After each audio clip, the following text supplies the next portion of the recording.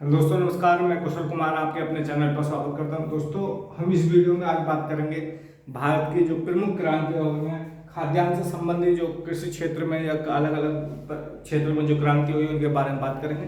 दोस्तों वीडियो शुरू करने से पहले वीडियो को जरूर लाइक कर देना और चैनल को सब्सक्राइब कर लेना।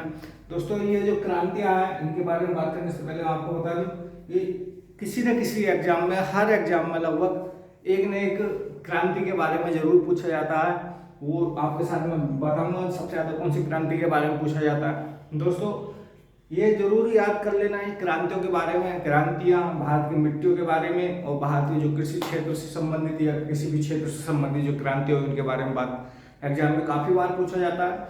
दोस्तों आज सबसे पहले बात करेंगे कृषियों की जो क्रांति हुई, कृषि क्रांतियाँ जो हुई है भारत में, उनके बारे में बात करेंगे। दोस्तों सबसे पहले आपको बता दूं कि भारत में जो हरित क्रांति का जनक माना जाता है वो किसे माना जाता है। तो भारत में हरित क्रांति का जनक जो माना जाता है वो माना जाता है एस स्वामीनाथन को। भारत में हरित क्रांति का जनक एस स्वामीनाथन को माना जाता है। एस स्वामीनाथन को हरित क्रांति का जनक भारत में माना जाता है, हरित क्रांति का जनक माना जाता है। और जो विश्व में हरित क्रांति का यानी विश्व में जो खाद्यान्न क्रांति का और जो जनक माना जाता है वो माना जाता है नॉर्मन बोरलिंग को, जिन्होंने मैक्सिकन हाइब्रिड गेहूं के जो बीज का आविष्कार किया था, जिसको नॉर्मन बोरलिंग को जो विश्व की खाद्यान्न क्रांति का जनक माना जाता है। तो भारत में हरित क्रांति यानी खाद्यान्न क्रांति का जनक जो माना जाता है वो एस स्वामीनाथन को माना जाता है। दोस्तों हरित क्रांति की शुरुआत कब हुई थी भारत में? हरित क्रांति की शुरुआत भारत में तीसरी पंचवर्षीय योजना के तहत भारत में हरित क्रांति की जो शुरुआत हुई थी वो तीसरी पंचवर्षीय योजना के तहत 1967 से 1967-68 में हुई थी। कब हुई थी? 1967-68 में हुई थी।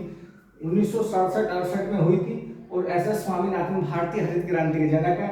और हरित क्रांति की शुरुआत, भारतीय हरित क्रांति की शुरुआत तीसरी पंचवर्षीय योजना यानी तीसरी पंचवर्षीय योजना के तहत हुई थी। और दोस्तों 1967 और 68 में भारत में हरित क्रांति का जनक की शुरुआत मानी जाती है। और दोस्तों हरित क्रांति की जब शुरुआत हुई थी तो इसका सबसे ज्यादा प्रभाव जो पड़ा था वो गेहूं पे पड़ा था। किस पे पड़ा था? गेहूं पर। और पश्चिमी उत्तर प्रदेश में खासकर शामली जिले में इसका सबसे ज्यादा प्रभाव देखने को मिला था। यानी खाद्यान्न में बहुत रिकॉर्ड वृद्धि हुई थी जो पहले होती थी। जब हरित क्रांति स्टार्ट हुई उसके बाद काफी वृद्धि हुई। और सबसे ज्यादा अगर बात की जाए प्रतिशतता में सबसे ज्यादा लाभ जिस राज्य को मिला था तो पंजाब में सबसे ज्यादा हरित क्रांति का लाभ हुआ था। और दोस्तों बात करते हैं कि अगली श्वेत क्रांति, श्वेत क्रांति का जनक भारत में किसे माना जाता है? तो भारत में श्वेत क्रांति यानी दुग्ध क्रांति का जनक जो माना जाता है वो माना जाता है डॉक्टर वर्गीज कुरियन को। इसको डॉक्टर वर्गीज कुरियन को श्वेत क्रांति का जनक माना जाता है भारत में। भारत में श्वेत क्रांति का जनक डॉक्टर वर्गीज कुरियन को माना जाता है। दोस्तों ये दुग्ध क्रांति का जनक भारत में डॉक्टर वर्गीज कुरियन को माना जाता है। और हरित क्रांति का जनक भारत में एस स्वामीनाथन को माना जाता है। और दोस्तों बात करते हैं कि अब अलग अलग खाद्यान्न से संबंधित जो क्रांति हुई उनके बारे में। हरित क्रांति किस क्षेत्र से संबंधित है? बात करते हैं कि हरित क्रांति किस क्षेत्र से संबंधित है। तो हरित क्रांति जो है, हरित क्रांति खाद्यान्न उत्पादन से संबंधित है। किससे? खाद्यान्न यानी गेहूं। सबसे ज्यादा जो प्रभाव पड़ा था हरित क्रांति का वो दो फसलों पर पड़ा था। किस किस पे? गेहूं और धान पर। गेहूं और धान की फसल पे सबसे ज्यादा प्रभाव पड़ा था। यानी इनके दोनों फसलों में काफी रिकॉर्ड वृद्धि हुई थी, जिससे भारत खाद्यान्न के क्षेत्र में आत्मनिर्भर बन सका। इससे पहले हरित क्रांति से पहले भारत दूसरे देशों से आयात करता था यानी इंपोर्ट करता था गेहूं का, खाद्यान्न का, और ज्यादातर अमेरिका से इंपोर्ट करता था। और अमेरिका भारत में जो गेहूं जो बेचता था भारत को, वो गेहूं जो होती थी सड़ी हुई गेहूं होती थी, जिससे वो बियर वगैरह बनाते थे, वो भारत को एक्सपोर्ट करते थे। तो भारत सरकार खुद खाद्यान्न में आत्मनिर्भर बनी। और 1966 में हरित क्रांति की शुरुआत हुई और रिकॉर्ड वृद्धि हुई धान और गेहूं के उत्पादन में। तो हरित क्रांति का जनक जो हरित क्रांति का जो क्षेत्र है वो खाद्यान्न से संबंधित है। अगली बात करते हैं श्वेत क्रांति। श्वेत क्रांति का जो क्षेत्र है वो है दूध उत्पादन, दूध के उत्पादन से संबंधित है श्वेत क्रांति। अगली बात करते हैं कि नीली क्रांति किससे संबंधित थी? नीली क्रांति जो संबंधित मछली यानी मत्स्य उत्पादन से, मछली के उत्पादन को बढ़ावा देने के क्षेत्र से संबंधित थी। नीली क्रांति यानी मत्स्य उत्पादन क्रांति। अगली बात करते हैं कि भूरी क्रांति किससे संबंधित है? भूरी क्रांति जो दोस्तों संबंधित है वो उर्वरक के उत्पादन से संबंधित है। यानी उर्वरक जो खाद वगैरह है, उर्वरक, जो खाद्य पदार्थ, जो डाई, यूरिया, इनके संबंध से संबंधित थी। तो यूरिया जो भूरी क्रांति है वो उर्वरक के उत्पादन से संबंधित है। अगली बात करते हैं रजत।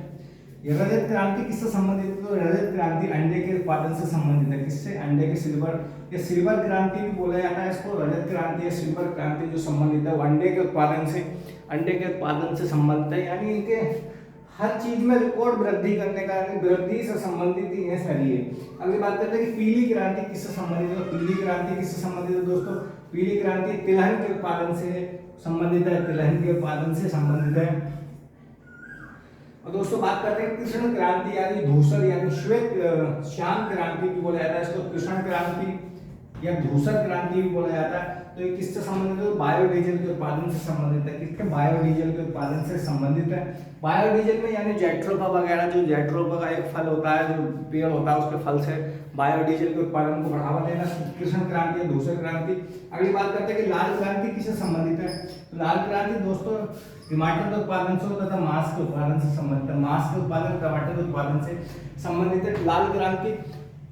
अगली बात करते हैं गुलाबी क्रांति किससे संबंधित है? तो दोस्तों गुलाबी क्रांति जो संबंधित है वो झींगे के उत्पादन से, एक झींगा मछली होती है उसके उत्पादन से संबंधित थी। गुलाबी क्रांति झींगे के उत्पादन से संबंधित है गुलाबी क्रांति। अगली बात करते हैं कि बादामी क्रांति किससे संबंधित थी? तो बादामी क्रांति जो संबंधित थी दोस्तों वो मसालों के उत्पादन से संबंधित थी। मसालों के उत्पादन से जो संबंधित थी क्रांति उसको बोला जाता है बादामी क्रांति। क्या बोला जाता है? बादामी क्रांति बोला जाता है दोस्तों। अगली क्रांति है कि सुनहरी क्रांति किससे संबंधित है? तो सुनहरी क्रांति जो संबंधित है वो दोस्तों संबंधित है फलों के उत्पादन को बढ़ावा देने के लिए, यानी फलों के उत्पादन को बढ़ाने के लिए जो क्रांति चलाई गई थी भारत में वो चलाई गई थी सुनहरी क्रांति। कौन सी? सुनहरी क्रांति चलाई गई थी और ये फलों के उत्पादन से संबंधित है। अगली दोस्तों लास्ट क्रांति है अमृत क्रांति। कौन सी? अमृत क्रांति। अमृत क्रांति दोस्तों जो चलाई गई थी वो चलाई गई थी नदी जोड़ो परियोजना के लिए चलाई गई थी, जिससे कि भारत में नदियों के द्वारा जो नहरों का विकास हो सके और खेती में पानी लगता है उसको नहरों के द्वारा उसकी सिंचाई की जाए। ट्वेल्व वगैरह के बगैर नहीं की जाए, वो ज़्यादातर जो सिंचाई की जाए खेतों की वो नहर के द्वारा की जाए। तो नदी जोड़ो परियोजना भारत सरकार लेकर आए, उससे संबंधित जो क्रांति चलाई गई उसका नाम रखा गया अमृत क्रांति। क्या रखा गया? अमृत क्रांति। दोस्तों ये कुछ महत्वपूर्ण क्रांतियां जो भारत सरकार ने चलाई थी कृषि क्षेत्र से संबंधित। अगली बात करते हैं दोस्तों, एक बार जल्दी से रिपीट कर लेते हैं कौन सी किस क्षेत्र से संबंधित है दोस्तों। ज्यादातर ये कलर से ही अंदाजा लग जाएगा किस कलर से दे रखा तो किस क्षेत्र से संबंधित है। दोस्तों बात करते हैं कि हरित क्रांति का क्षेत्र जो है हरित क्रांति यानी खाद्यान्न के उत्पादन से संबंधित, श्वेत क्रांति यानी दूध के उत्पादन से संबंधित, नीली क्रांति यानी मत्स्य के उत्पादन से मात्र संबंधित, यानी भूरी क्रांति जो संबंधित है वो उर्वरक के क्षेत्र से यानी खाद्य के क्षेत्र से संबंधित है। यानी रजत क्रांति यानी सिल्वर क्रांति जो संबंधित है अंडे की क्रांति के क्षेत्र से।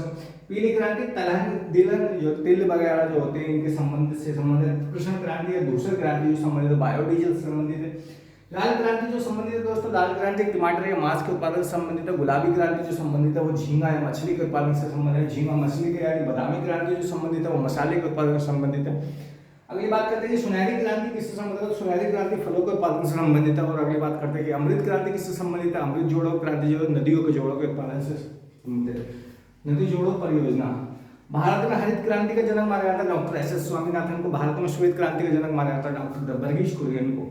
दोस्तों ये कुछ महत्वपूर्ण क्रांति है जो मैंने आपके साथ जानकारी साझा करी। दोस्तों वीडियो अच्छी लगी तो वीडियो को जरूर लाइक करना, चैनल को सब्सक्राइब कर लेना दोस्तों वीडियोज एग्जाम्स के बाद मैं सीजीएल के लिए कुछ महत्वपूर्ण सीरीज चलाऊंगा जिसमें आपको दोस्तों जितने भी क्वेश्चन आएंगे, शायद 25 क्वेश्चन आते हैं, उसमें 25 में से कम से कम 20 क्वेश्चन आपके साथ जीएस के बिल्कुल डिप्टो रखे मिलेंगे हर एग्जाम में दोस्तों जानकारी अच्छी लगी तो वीडियो जरूर लाइक करना, चैनल को सब्सक्राइब करना। धन्यवाद।